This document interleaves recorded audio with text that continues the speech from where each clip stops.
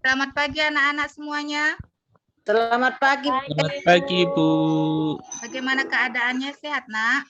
Sehat. Sehat, Bu. Oke, baiklah. Sebelum kita mulai pembelajaran, kita berdoa terlebih dahulu. Yang buat doa, Krisnawati. Ayo, Nak, silakan buat doa. Iya, Bu.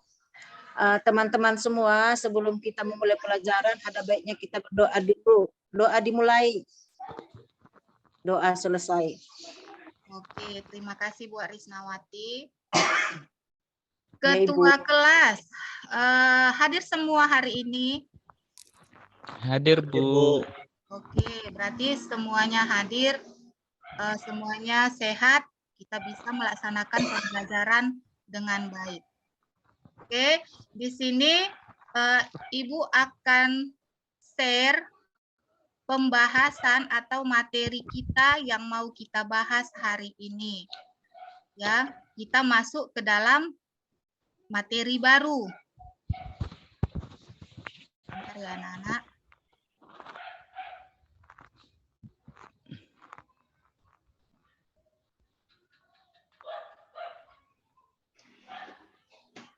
Sudah kelihatan materi yang Ibu share? Belum, Bu. Belum terbuka, Bu. Oke. Masih belum, Bu. Bentar ya, Nak. Apakah sudah kelihatan? Belum. Belum, Bu. Masih muter. Oh, berarti jaringan Ibu di sini kurang bagus ya, Nak. Nah, sudah, Bu. Sudah, Bu. Oke. Materi pembelajaran kita hari ini itu tentang kasus-kasus pelanggaran hak dan kewajiban warga negara.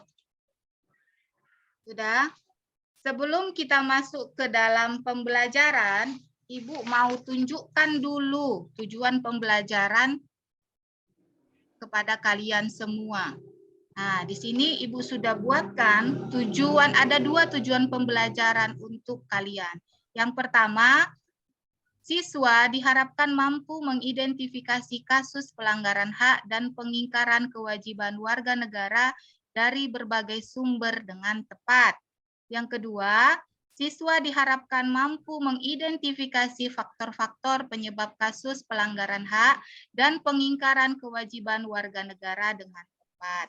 Jadi diharapkan di sini kamu semua dapat mengerti apa itu kasus-kasus pelanggaran HAM, contoh-contohnya, dan apa yang menyebabkan faktor penyebab terjadinya kasus-kasus pelanggaran hak dan pengingkaran kewajiban warga negara tersebut.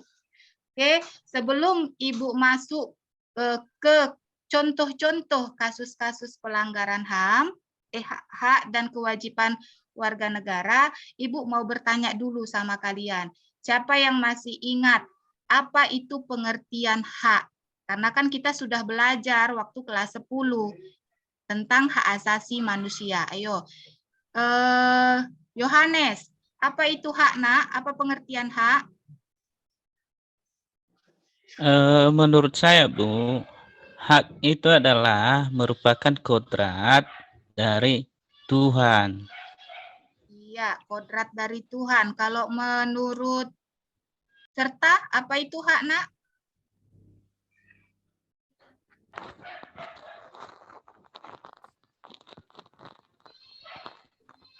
Serta Iman, jangan tidur, Nak. Apa itu hak?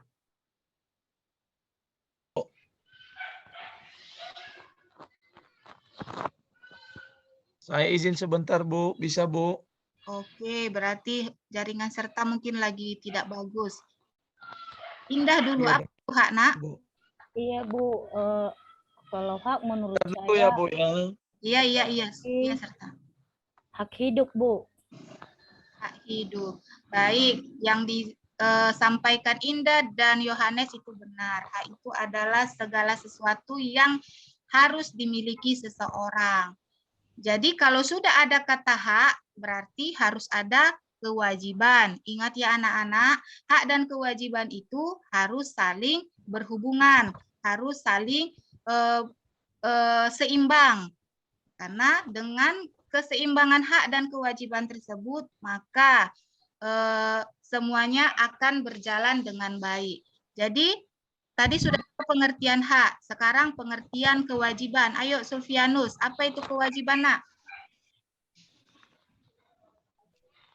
Ya Bu, Apa kewajiban, kalau Nak? menurut saya Bu, kewajiban itu merupakan sesuatu hal yang harus kita lakukan atau wajib kita laksanakan. Contohnya menaati tata tertib yang ada di sekolah, membayar pajak sepeda motor beroda 2. Demikian Bu. Iya, mantap. Jadi hak itu adalah sesuatu yang harus kita lakukan. Beda dengan kewajiban itu adalah sesuatu yang harus kita lakukan. Beda dengan hak tadi.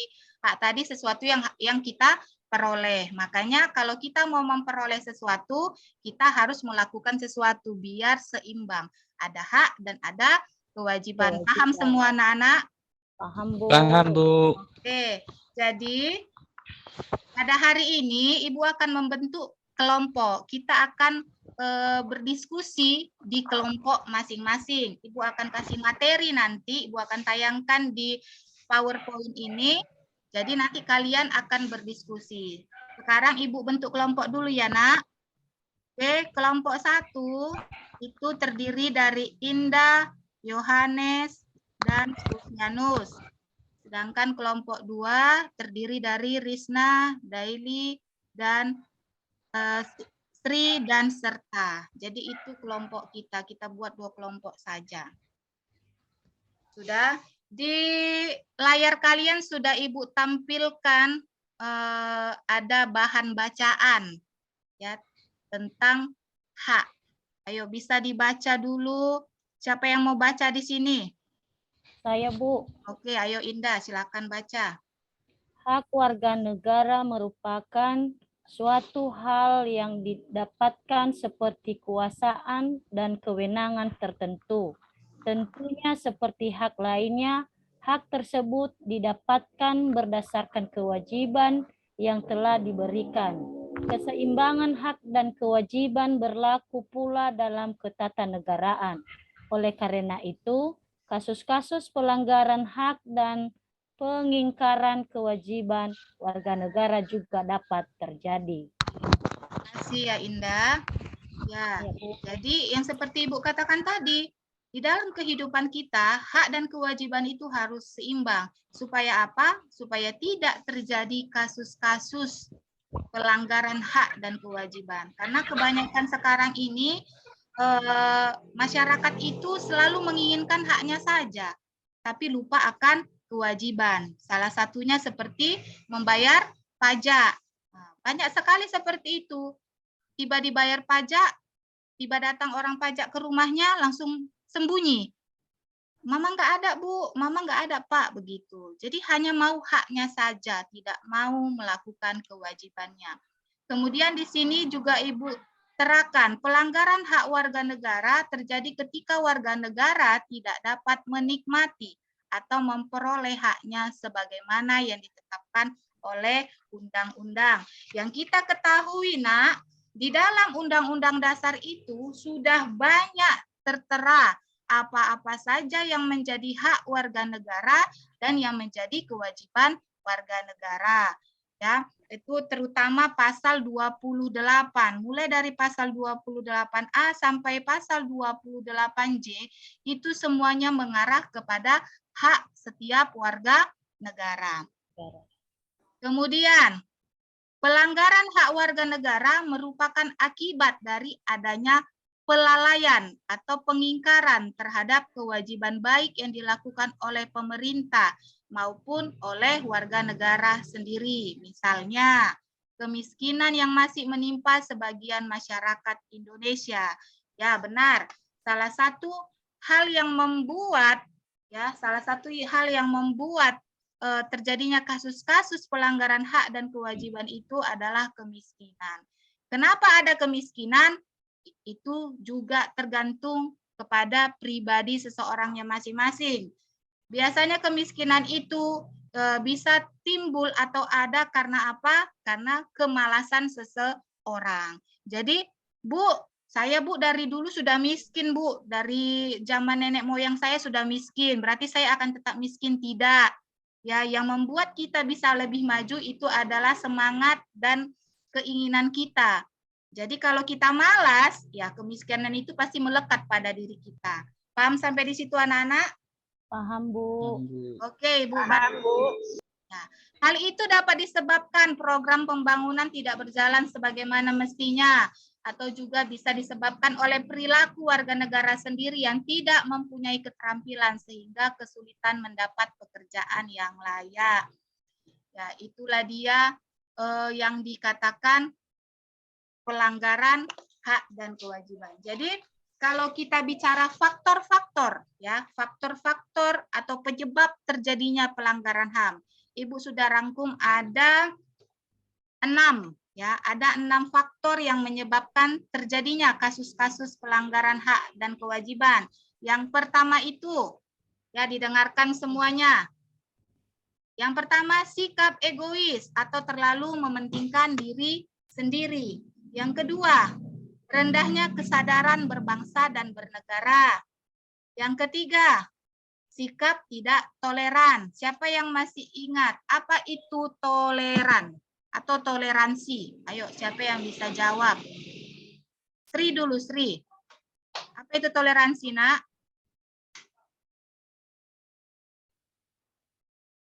Halo, Sri. Oke, mungkin jaringan Sri kurang bagus. Ayo, Dailis, apa itu toleransi, Nak?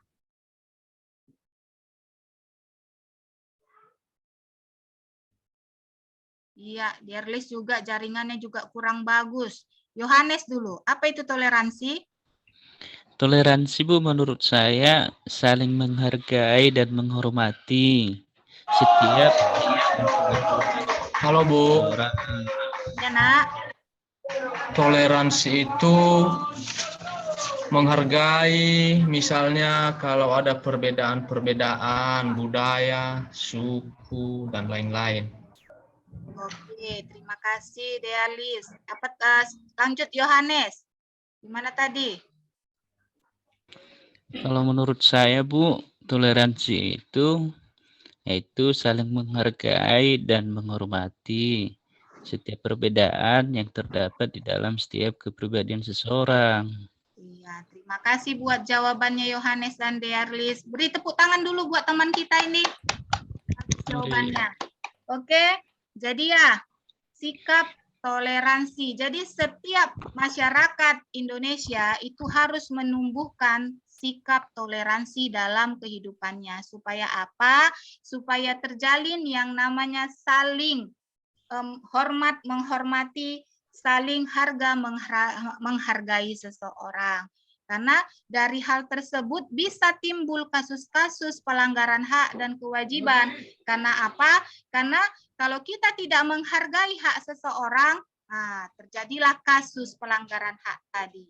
Banyak orang-orang seperti itu, hanya dipentingkannya haknya sendiri saja, tidak dipentingkannya hak orang lain. Berarti di situ merupakan salah satu faktor sikap tidak toleran. Yang keempat, faktor yang keempat itu ada penyalahgunaan kekuasaan. Ya, penyalahgunaan kekuasaan. Maksudnya di sini kebanyakan orang yang dia sudah merasa, contoh Ibu buat karena Ibu seorang guru, ya. Jadi Ibu bisa melakukan sesuka hati Ibu sama kalian. Ya, Ibu ancam kalian. Hei kamu Indah, lap dulu sepatu Ibu, kalau enggak nilaimu kurang. Nah, itu yang dikatakan salah satu faktor penyebab pelanggaran tadi, penyalahgunaan kekuasaan. Itu hal-hal yang paling simpel yang Ibu sebutkan. Ya. Kemudian ada faktor berikutnya, ketidaktegasan aparat penegak hukum. Ini juga sering terjadi ini. Ya, dulu pernah ada kasus ya seorang anak mencuri sendal di depan musola.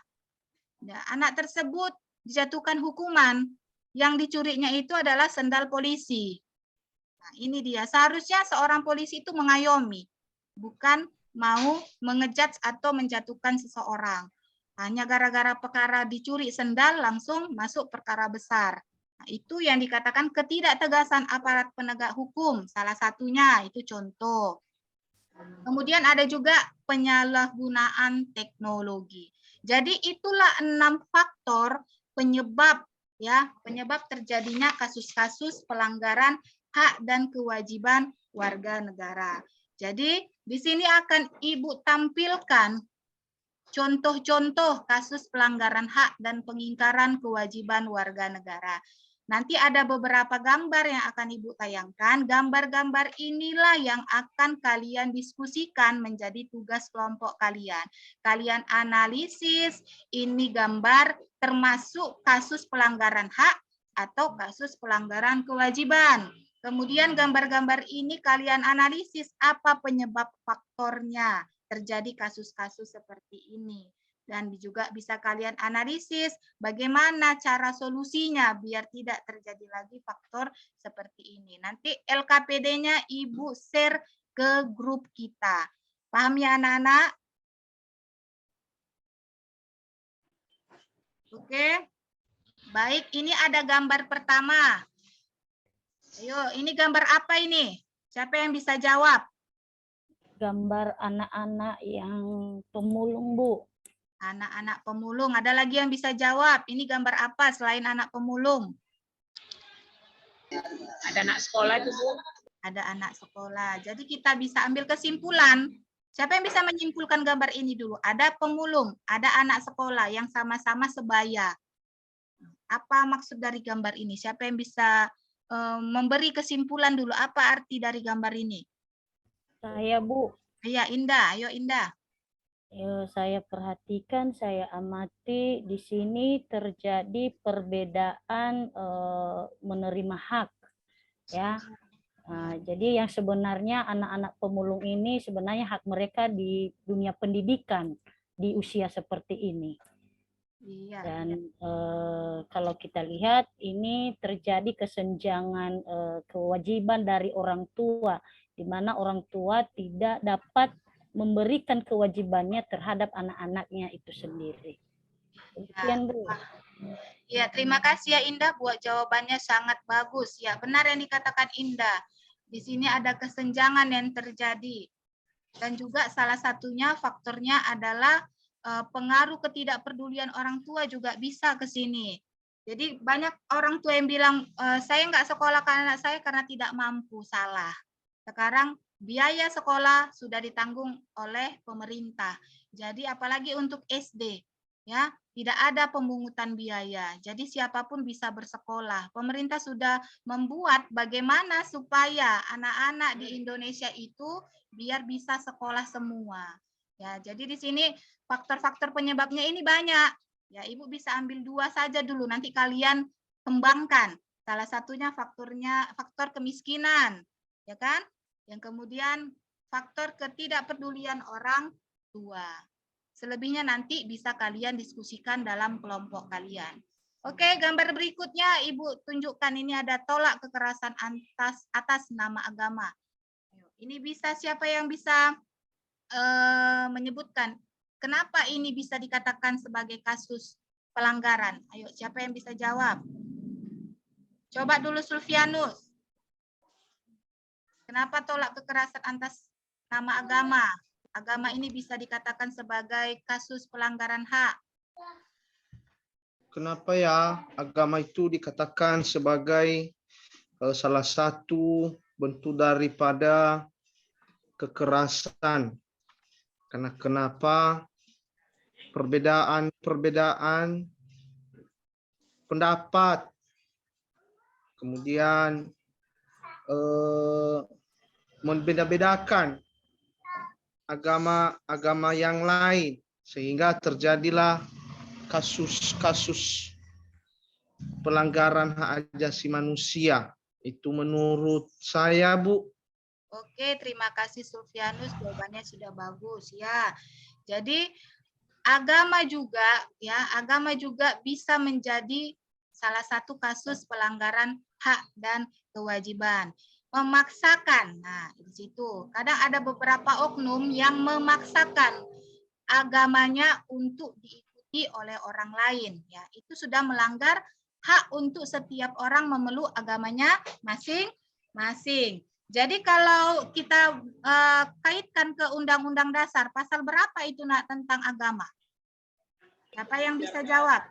29, Bu. Iya benar, semuanya masih ingat, mantap.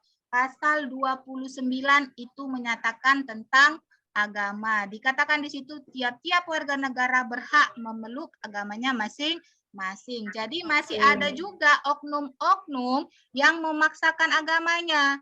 Ya, contoh Ibu kasih contoh. Biasanya ini banyak di dunia kerja. Kalau kamu mau masuk kerja, kamu harus masuk agama ini dulu baru diterima. Nah, itu salah, itu tidak boleh, itu sudah jadi kasus pelanggaran.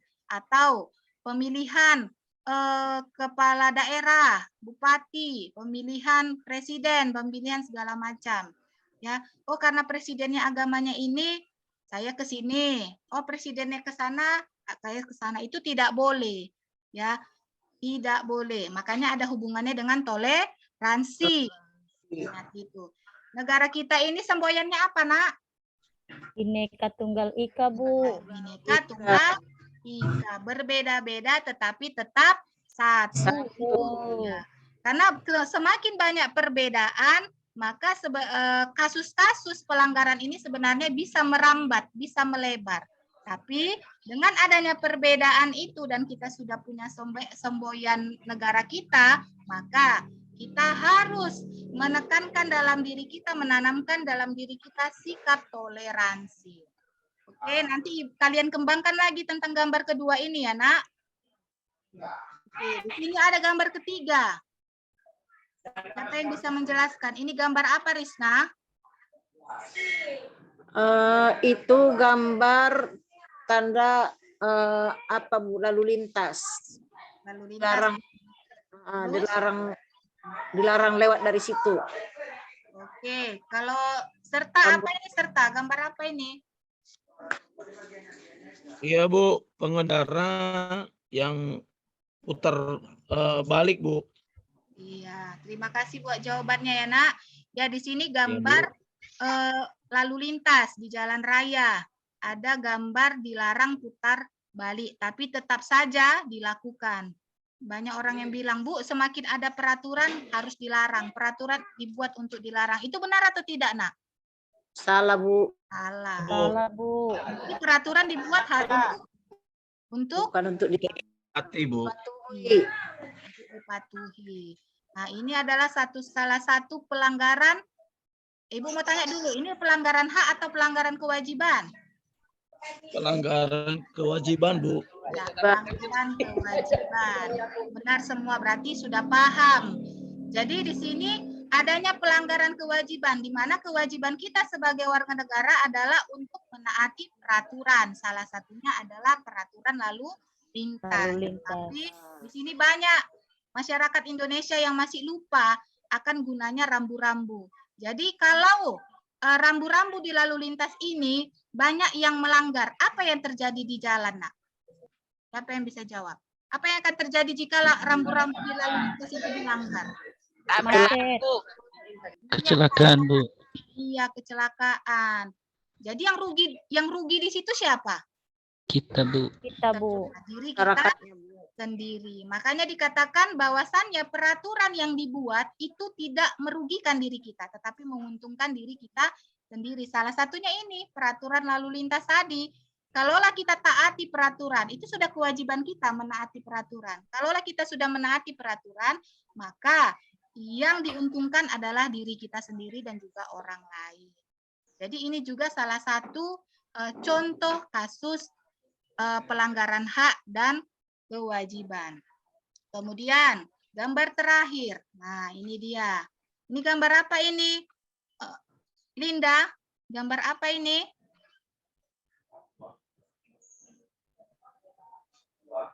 Halo Linda.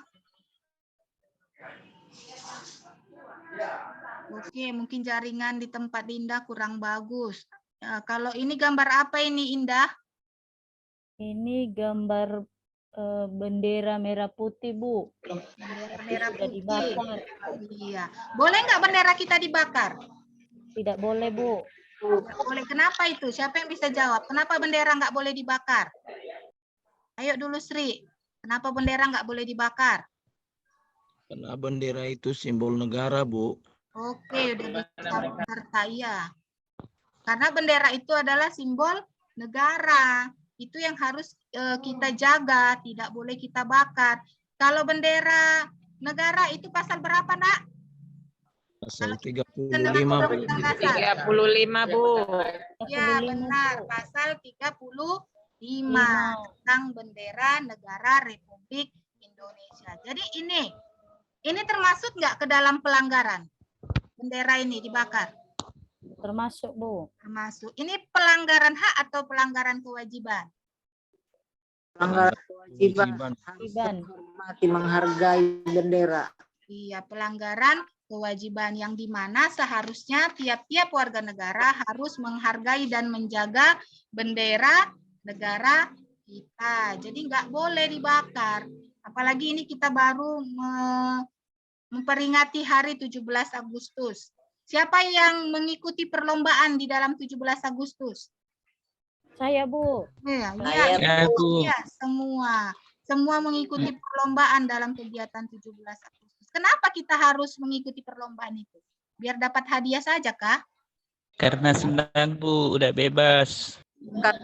memeriahkan. Meriahkan, karena kita merasa kita sudah merdeka. Kita Merdeka. memperingati kemerdekaan kita. Kalau di dalam 17 Agustus semua tiap-tiap rumah rata-rata itu memasang benderanya, ya atau tidak? Iya, Bu. Ya, menghargai itu kewajiban kita. Ya, kita hargai bendera negara kita. Jadi cara kita menghargai secara tidak langsung dengan cara kita menancapkan bendera di depan rumah kita itu adalah salah satu cara kita menghargai bendera merah putih, menghargai kemerdekaan, menghargai negara Indonesia. Oke. Jadi sampai di sini dulu materi kita. Adakah anak-anak yang mau bertanya? Ibu kasih waktu untuk bertanya. Ayo. Saya, Bu. Ya, iya Sri. Silakan, Nak. Ya, Bu. Saya mau bertanya. Tadi kan ada banyak tuh foto gambar-gambar yang ditampilkan tuh, Bu. Ya. Semuanya tentang pelanggaran. Nah, Ya. yang mau saya tanya, Bu, siapa yang akan bertanggung jawab tentang kasus-kasus pelanggaran tersebut, Bu? Iya. Itu aja, Bu. Ya. Terima kasih Sri buat pertanyaannya. Yang ditanyakan Sri, siapa-siapa saja yang bertanggung jawab ya pada kasus-kasus itu. Ayo, siapa yang bisa jawab dulu? Ibu lempar dulu sama kalian. Ayo, siapa yang bisa jawab pertanyaan dari Sri? Saya, Bu. Oh iya, ada Linda. Silakan Linda. Nah, pelanggaran itu dengan kewajiban biasanya itu dilaporkan kepada polisi, Bu. Ya, berwajib. Penegak hukum. Ya. Ada lagi Linda?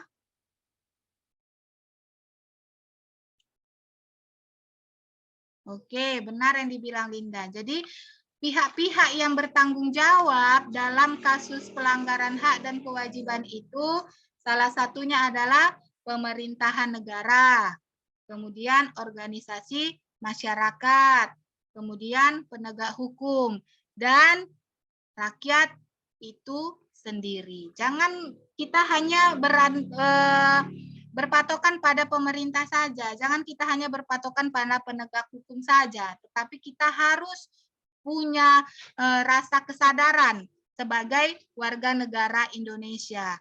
Jadi pihak-pihak yang bertanggung jawab atas kasus-kasus pelanggaran hak ini sebenarnya semua kita, ya, tidak terlepas dari pemerintah, dari penegak hukum dan lain sebagainya. Oke, bagaimana Sri dengan jawaban Ibu? Ya, Bu, udah, Bu. Cukup. Oke, terima kasih. Ada lagi Nak yang mau bertanya? Ada Bu, saya Bu. Oke, Indah, silakan Indah. Yang saya tanyakan Bu, mengapa sikap egois dapat menjadi faktor penyebab pelanggaran hak dan kewajiban Bu? Oke, sikap egois. Tadi Ibu sudah sebutkan ya, salah satu faktor penyebab kasus pelanggaran itu adalah sikap egois. Ibu balik lagi bertanya sama kalian, siapa yang bisa jawab dulu pertanyaan Indah?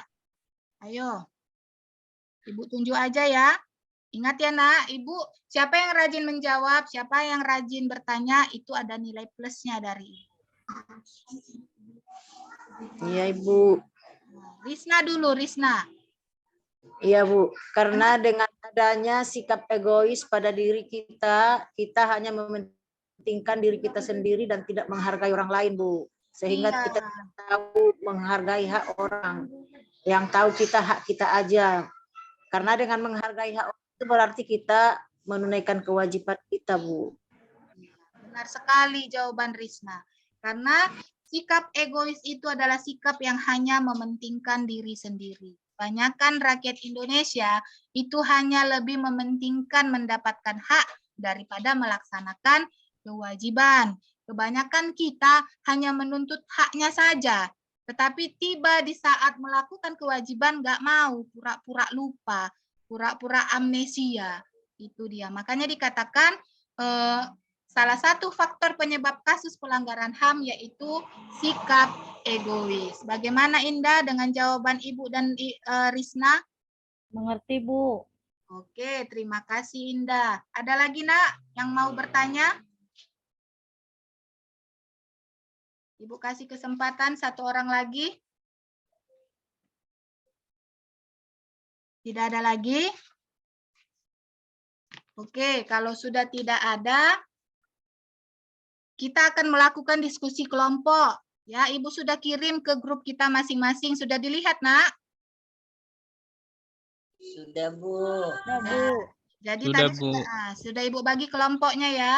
Jadi silahkan lakukan diskusi kelompok. Setelah dilakukan diskusi kelompok, kemudian hasilnya dipresentasikan. Paham ya anak-anak? Paham, Bu. Oke. Bu. Setelah itu,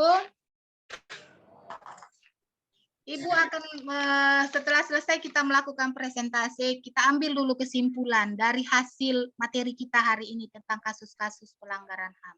Ya, sebelum Ibu simpulkan, ya ada nggak dari anak-anak sekalian yang mau menyimpulkan dulu pembelajaran kita hari ini? Siapa yang bisa, Nak? Bisa Indah? Iya Bu. Coba dulu Indah. Jangan Menurut takut salah, nggak saya, apa-apa. kesimpulan untuk pembelajaran kita hari ini yaitu mengenai hak dan kewajiban yang tidak bisa dipisahkan. Itu saling berkaitan. Itu Bu. Iya, benar sekali. Bahwasannya di mana hak dan kewajiban itu harus saling berbarengan, harus saling terlengkapi, dan harus saling seimbang. Dengan adanya hal seperti itu, maka akan terwujudlah kehidupan yang lebih baik dan dapat mengurangi kasus-kasus pelanggaran hak dan kewajiban tadi. Jadi kita juga harus bisa bekerja sama. Warga negara Indonesia harus bisa bekerja sama dengan pemerintahan. Pemerintahan buat peraturan, kita yang taati. Supaya apa? Supaya kasus-kasus pelanggaran hak dan kewajiban di negara kita ini bisa berkurang. Paham anak-anak? Paham Ibu. Bu. Oke. Jadi, Ibu akan berikan tugas sama kalian. Ibu akan berikan PR. PR-nya juga akan Ibu share dari grup kita. Jadi rajin-rajin lihat grup ya, Nak. Iya, Bu. Nanti PR-nya dibuat dalam bentuk PDF. Dikirim lewat grup ya, Nak. Ibu tunggu sampai nanti malam. Iya, Bu. Oke. Minggu depan kita akan masuk masih tentang kasus-kasus pelanggaran hak dan kewajiban warga negara. Tetapi minggu depan kita akan bahas tentang bagaimana upaya penanganan kasus-kasus pelanggaran hak dan kewajiban itu materi kita untuk minggu depan. Oke, kita anggap selesai materi kita hari ini.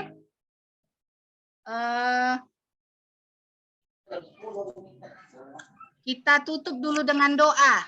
Ya, kita awali dengan doa, kita juga tutup dengan doa. Ya. Siapa yang buat doa? Siapa yang mau dulu? Enggak usah Ibu tunjuk dulu, ayo. Ada yang mau? Siapa dulu? Si Diarlis dulu, ayo buat doa dulu, Nak. Ya, mari kita berdoa sesuai dengan agama dan kepercayaan kita masing-masing. Dimulai.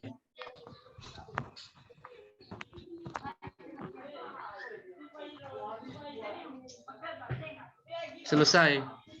Oke, terima kasih. Jadi sampai di sini dulu materi pembelajaran yang Ibu sampaikan. Mudah-mudahan apa yang telah Ibu sampaikan dapat kalian ingat, dapat kalian pahami, dapat kalian mengerti, dan menambah pengetahuan kalian masing-masing. Jadi inilah materi kita. Ibu tutup dengan selamat siang anak-anak semua. Selamat pagi, Bu. Selamat pagi, Bu.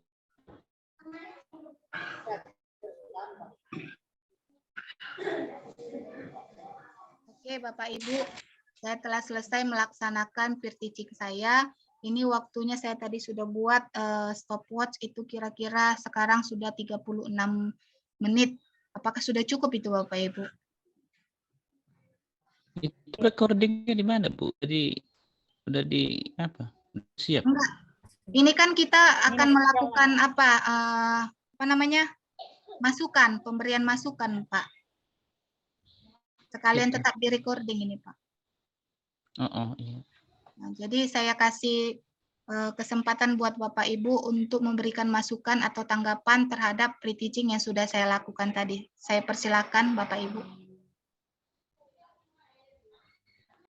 Ya, izin Bu. Ya. Jadi terima kasih dulu apresiasi untuk Ibu Helena dalam hal pre-teaching pada siang hari ini.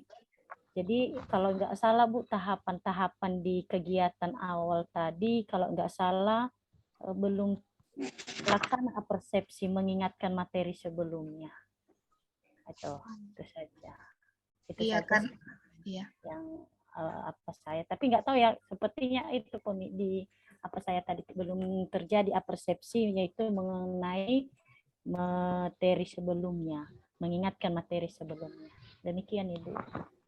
Iya Bu, tadi kan saya bilang karena kita masuk materi baru dan saya juga sudah refresh ulang tentang hak dan kewajiban di kelas 10 itu tadi maksud saya. Oh iya. Ya terima kasih Bu buat masukannya Bu. Izin Bu, memberikan masukan Bu. Iya Pak, silakan Pak. Ya, karena ini pembelajaran daring, menurut saya alangkah lebih baiknya kalau misalnya dimuatkan link sehingga siswa itu bisa masuk di link yang sudah kita siapkan. Karena ini kan daring. Nah, tentunya inilah cara kita pembelajaran itu supaya anak-anak bisa mengakses. Itu saja Bu menurut saya. Ya Pak, terima kasih masukannya Pak. Ada lagi Bapak Ibu, waktu kita masih banyak ini loh. Seandainya sudah sampai 40 menit Bu, nggak apa-apa itu. Iya, apa-apa Bu. Izin Bu, udah Iya Pak. Ya Pak Onelius. Mohon maaf ya terlambat saya karena saya juga baru tahu kalau ada Zoom pada sore hari ini. Walaupun saya belum ada di tahap awal Bu, saya mau menanyakan apakah di dalam pendahuluan itu tidak adakah kegiatan untuk menyanyikan salah satu lagu kebangsaan Indonesia, misalnya lagu nasional, sebelum kita memberikan persepsi kepada siswa, atau memang ditiadakan saja ya? Kira-kira bagaimana Bu?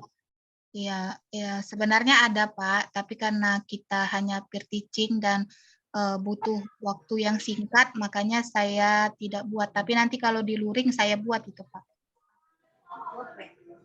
Terima kasih Bu. Hanya sekedar